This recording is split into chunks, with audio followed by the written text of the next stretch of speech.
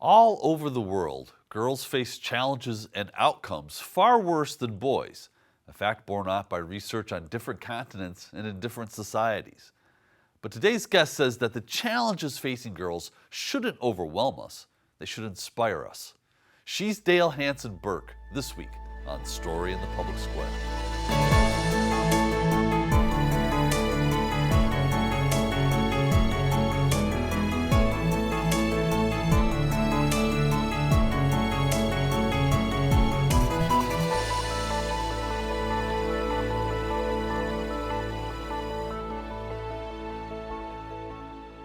Hello and welcome to Story in the Public Square, where storytelling meets public affairs. I'm Jim Ludis from the Pell Center at Salve Regina University. And I'm G. Wayne Miller, also with Salve's Pell Center. Our guest this week is Dale Hanson Bourke, a business owner, foundation president, and author whose new book is Strong Girls, Strong World. Dale, thank you so much for being with us. Thank you so much for having me. Well, congratulations on Strong Girls, Strong World. I learned a lot reading it about the challenges facing girls literally around the world. What inspired you to write it? Well, I'm a relatively new grandmother. So when my granddaughter Evie was born, I, of course, imagined her to have all kinds of wonderful things happening in her future. She was, of course, the most brilliant, beautiful, incredible little girl. But I had also traveled around the world and met all kinds of little girls who would never have the potential to do the things that she did or would be able to do because of their place where they were born and just the circumstances of their birth. So I was really struck by the fact that we could have all these hopes and dreams for Evie, but other little girls probably would fall short because of the circumstances in which they were born. Well, in fact, you write, girls, and I'm quoting here, girls are at a disadvantage on almost every measure in almost every part of the world. You know, I was struck by that because there's a part of me that wants to believe that we're doing better. Why aren't we doing better? Well, we are doing better on some measures and in some parts of the world. But there's still a very strong patriarchal system in a lot of countries in the world. Some of it's institutionalized, some of it's literally legal. There's laws against girls being able to move forward. Some of it's cultural. And so, it's a whole variety of things. And frankly, I was surprised by some of the things that I discovered when I started writing the book, because I learned a lot about where the disadvantages lie and also how we can remove those obstacles and help girls soar. So, Dale, the book serves as a call for action for readers, and it's filled with many ways that people can take that kind of action. You have taken action in your life. Why is that important to you? Part one, and part two, why should people answer that call who read the book? Sure. Well, I think we can easily get overwhelmed. We can hear about the challenges facing girls, facing all the issues of the world, and think, well, they're just too big for me, or it's something that someone else should take on. But there are also so many opportunities for girls that can be changed because we do take action. And so what I've tried to do in the book is give people every opportunity to even take one small step. To me, the most important thing is to do something. It doesn't have to be perfect. It doesn't have to be a huge action, but do something. And as you start to do that, you'll start to realize that you can make a connection. For me, for example, one time I was at a luncheon where we were packing backpacks for children. And I thought, well, this is a nice little activity. And we put a little note into each child. Well, a few years later, I was in Jordan and I saw Syrian refugee children with their little backpacks. And they were pulling out these notes that meant so much to them because somebody had actually cared. So there is a connection. It really does make a difference. And when I see things like that, I'm just humbled that we can, in a very small way, make a huge difference. And, I think that's a very important message. It's so easy to feel overwhelmed by all the challenges that face people living on the planet and the planet itself, indeed. So kudos for that. In fact, Dale, when you and I talked about this too, this was something that you really wanted to underscore, is that we're going to talk about some pretty bleak realities facing girls across the world in this conversation. You did not want the audience to be overwhelmed by the enormity of this. No, I don't. I mean, it certainly is daunting, if you will. But I would also say if this was your daughter, you would want her to have every opportunity. All these little girls out there that have so much potential. And the fact is that there is a line that can be drawn between us and them. There are things we can do. Even a well, digging a well, which I had never really considered to be that important, is such a huge thing. It can change the lives of girls in a little village where they're the ones who are having to gather the water. And because of that, they're not able to go to school. And yet, maybe you can't personally pay for a well, but maybe you get your school together or your community together and you can build a well and they'll actually name a well after you. And it's a very cool thing. I mean, you've changed the lives of, dozens of girls in a village because you've built a well. So we're talking about girls here. Why not all children, including boys? Well, and I appreciate that question. I'm the mother of two boys, so I'm very They'll appreciate it not too. forget about it. Go But ahead. it is true that girls have more obstacles in most cases. And that quote that you quoted before was actually from the Gates Foundation from a study in which they looked at girls all over the world. And when you look at the indicators, they have less of a chance to go to school. They're less healthy. They have less advantages in many, many cases than boys. And so really, we're not talking about leaving boys out. We're trying to bring girls up to a level where they can be equal participants and also, you know, contribute to a community where boys and girls are more healthy.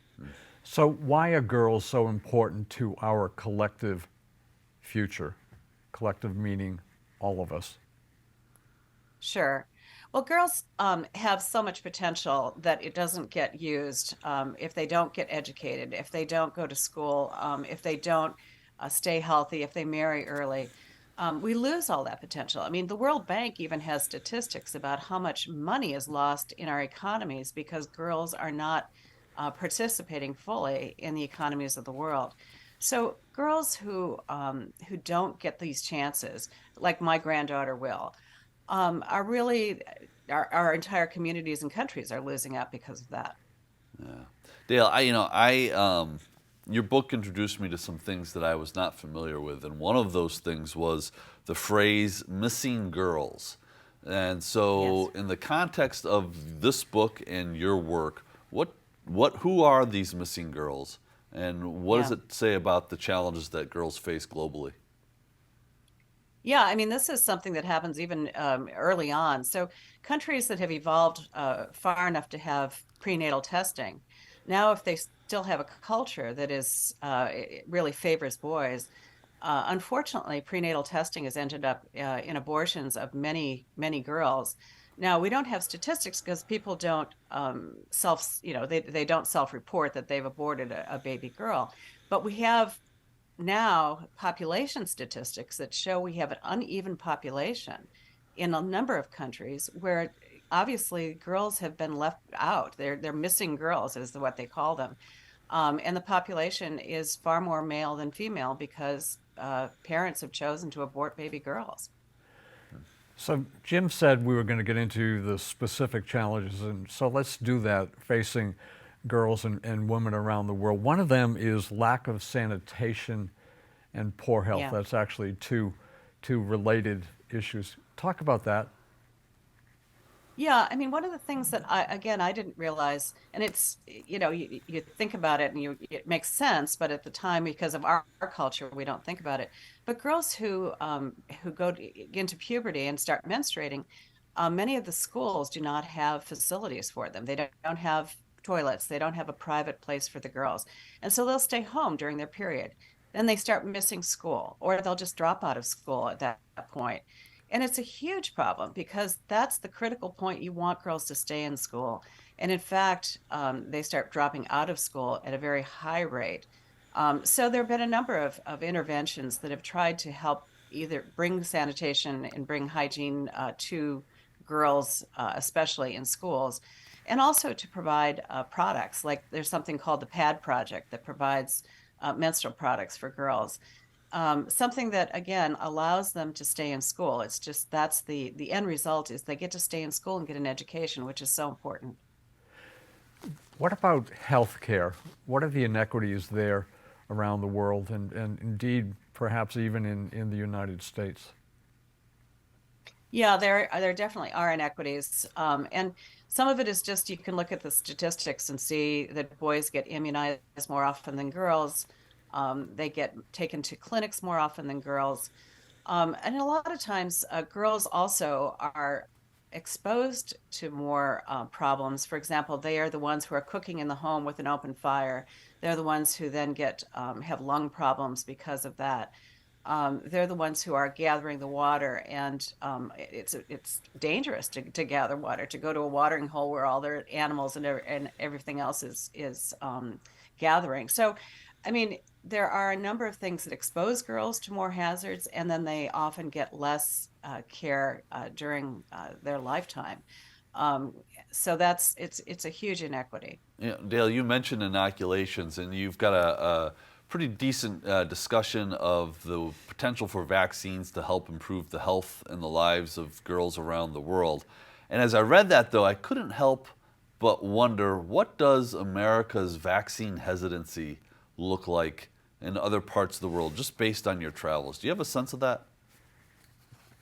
I it depends on where you are. There certainly are certain religious sects that are very concerned about vaccines. I know that in some very conservative Muslim countries, they don't, they're not very favorable toward vaccines.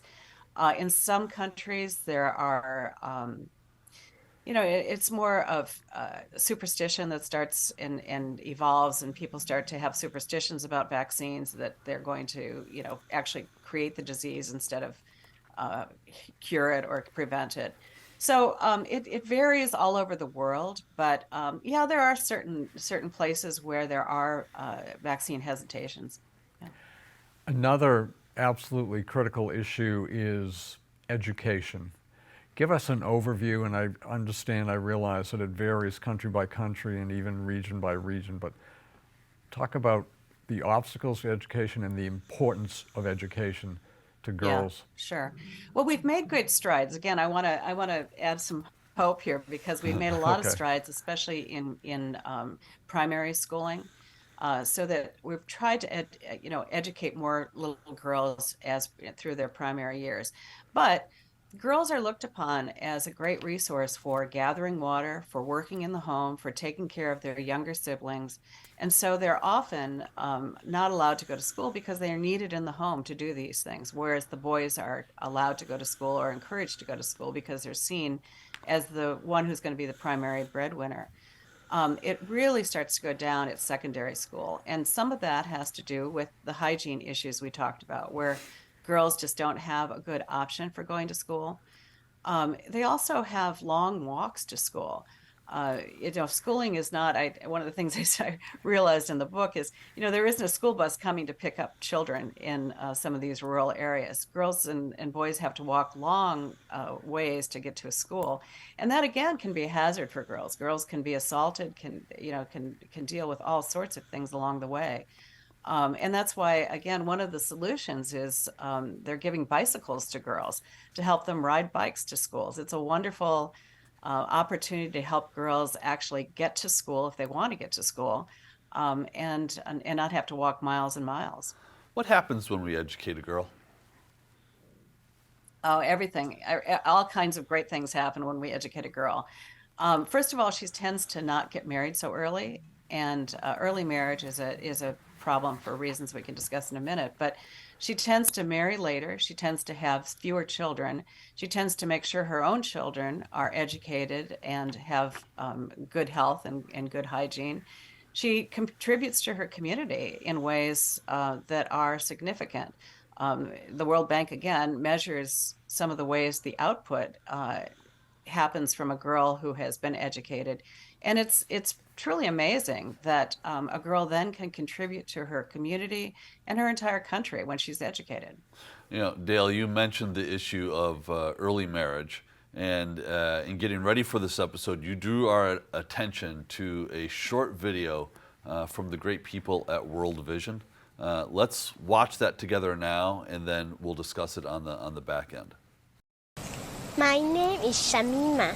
I am 10 years old. I want to recite a poem entitled, I Want to Marry. I want to marry, but I didn't say I am in a hurry. I want to wear a pretty dress, that dress called uniform. I want to live in that neighborhood, that place called childhood, where I will dream of the pink unicorn. Before by natural order I move into adulthood. I want to marry, but I don't want to be the youngest bride in town. Before I might wear a matriculation gown. I want to wear a wedding gown with a halo and diamond crown. But could this be after I worn my graduation gown? I want to don my maternity gown, smiling down at my beautiful innocent son.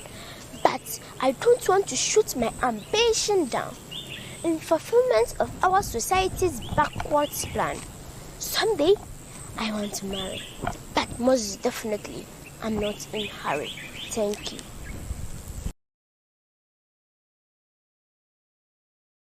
So, someday I hope to marry, but most definitely I am not in a hurry. Would you tell us more about the young woman we saw, the young girl we saw in that video, and the issue that she's raising for us? Right. Well, little Shamima is only 10 years old, and she is, I think we'd all agree, the most extraordinary little girl. I mean, you look at her and think, this girl could run a country. I mean, Yeah. she has so much potential. And yet at 10 years of age, her biggest fear is that she's going to have to get married soon, and that she won't be able to finish her education, that she will have to have children early, and she will not be able to continue on the trajectory that she is on right now. And to me, Shamima is such a great example of, you look at this little girl and you think, oh, we should empower her. We should give her every chance. She's going to change the world. And yet, how tragic that at 10 years of age, this is her concern, that she's going to have to get married soon. You devote, or you dedicate another chapter to protecting vulnerable girls, and you wrote that, quote, it was probably the most difficult chapter to write. Yeah. Why? Well, it is sort of the dark underbelly of what happens in the world. Girls who fall through the cracks, who don't have somebody caring for them, who don't have someone taking care of them, fall into trafficking and to all types of really difficult circumstances. So I wrote about that because, first of all, we have a huge refugee crisis right now in the world. We have unaccompanied children who they've been separated from their parents, and girls especially are super vulnerable when that happens. We have a lot of street children, and girls who live on the street are very vulnerable to either being assaulted or being trafficked. And we just have a lot of broken systems that don't look out for these vulnerable little girls. So we really need to make sure that we look out for girls, because when they fall through the cracks, really terrible things happen to them. So this is an issue in this country also. And I guess this Yes. is kind of a larger question. Is there political action that can or could be taken in this country, because we're in this country, to change the trajectory that you're describing here? Sure. I mean, if you're talking about this country, one of the issues I think is we have a foster care system that is broken, and a lot of attention is being brought to that now, because I think it's so broken that children, especially girls, will fall out of the foster care system and onto the streets because they really don't have a good option. And that happens in other countries too. There are foster programs in other countries. Unfortunately, they often are abused, and people who become foster parents, I mean, there are some wonderful foster parents, but there are some who are not as trustworthy. And we need better systems for caring for children who somehow, lose their parental controls and parents who care for them. And it happens especially in this country because of the drug issues that we're facing. We've got so many parents who, I mean, one of the new terms that I learned, it was that children are literally unwanted. They're left behind by their parents because they can't take care of them, and it's heartbreaking. There's a long history of this in this country. I've written about it many times, actually. Is there the political will to change that? And again, I understand this will vary by state and by region, but is there any consensus or growing consensus that we have to fix this? Because, you know, young girls who are in that position, and also young boys, the outcomes are almost inevitably bad. Because you're dealing with kids at a very young age, and that's when brains are forming and so forth. Right. Well, I think one of the most important things about the foster care system is that former foster children have come together and formed a group that is really pushing for change in the foster system, which I think is wonderful because they've experienced it and they know how broken it is and they're asking for help. So I think that's very, very much a positive thing. But I also would say to individuals, if you can even become a short-term foster parent, you know, that's a wonderful thing to be able to do, just to help a child who's in crisis. If you can even do it short-term, a few days, for a week, whatever, that's one of the ways that you can really make a difference in the life of a child. You know, Dale, you do a remarkable job of highlighting in the book some of the just, you know, angels on earth who are in the nonprofit communities and the non-governmental organizations and the charities that are working throughout the world to help raise up girls. And anybody who reads the book is going to get lots of ideas of how they can support them. But I'm curious, you know, we're taping this a couple days after the anniversary of 9/11. And I spent the decade after that working in the national security community, thinking about those issues. And one of the big takeaways from the Arab Development Report in the about 2005-2006 period was that in places where women were excluded from society, bad things happen. And that was pretty much the takeaway. I'm wondering, on the level of international policy, government policy, are governments doing enough to protect girls and to protect women so that they're contributing members of society on a global scale? Well, no. I mean, the answer is no. Tee that up. But the change is, you know, but I am hopeful that there's change. I mean, we have pockets of change. I mean, we can look at Rwanda as an example, where we now have more women than men in the legislature. I mean, we are seeing women rise in power in many countries and being welcomed, even in some very male-dominated countries. Women are rising in power. We have more women leaders than ever before who are seeing these issues. We see in Liberia how a woman leader really turned that country around. So I do believe there is hope. And I also think that we're using the power of the U.S. policy to promote girls in education. For example, we've introduced legislation that says that our USAID money and other dollars that we spend overseas should be attached to showing some progress with girls, which I think is a very hopeful thing that we can, you know, if we're going to be investing in countries, then we should ask for outcomes that help bring girls to the same level as boys. One of the solutions that you highlight is microfinance. Can you tell us what that is and how that applies, how that would help girls and women? Yeah, microfinance is really a remarkable program that happens. It can happen anywhere all over the world, and it's really making small loans, mostly to women. Almost every microfinance institution or NGO that has used this has found that women are the best bet for making a loan to them. So you make a loan to a woman for a certain period of time, and she uses it to, you know, create some sort of small business. Maybe she sells vegetables from a small stand, or she she buys a sewing machine and starts a sewing project, and she repays that loan with interest, with a small amount of interest, and then she's able to get another loan. And sometimes women come together in what they call trust groups then, and they sort of cross collateralize their loans so that if one woman becomes sick, the other women will jump in and help her. But what it does is actually grow economies from the ground up. And it's a truly remarkable institution in the sense that it's making a difference in the economies of countries, even though it starts out with loans as little as $10 or $20. But these loans then grow. I've seen women in countries, I've seen it in Uganda, for example, where a woman is given a calf, and I've seen her grow that into a whole herd of cattle within a few years.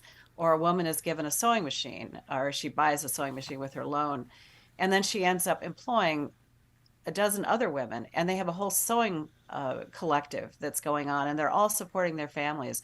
And one of the first things that women do when they get income is they make sure their children get education.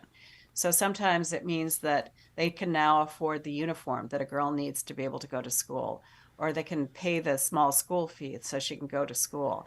But women almost always turn around and take that money and invest it in their children, which is how we break the back of poverty, really. That's how we break the cycle of poverty. That is a great place for us to leave this conversation. Dale Hanson Bourke, the book is Strong Girls, Strong World. Thank you so much for being with us today. And that is all the time we have this week, but if you want to know more about storing the public square, you can find us on social media or visit pellcenter.org, where you can always catch up on previous episodes. For G. Wayne Miller, I'm Jim Ludis, asking you to join us again next time for more Story in the Public Square.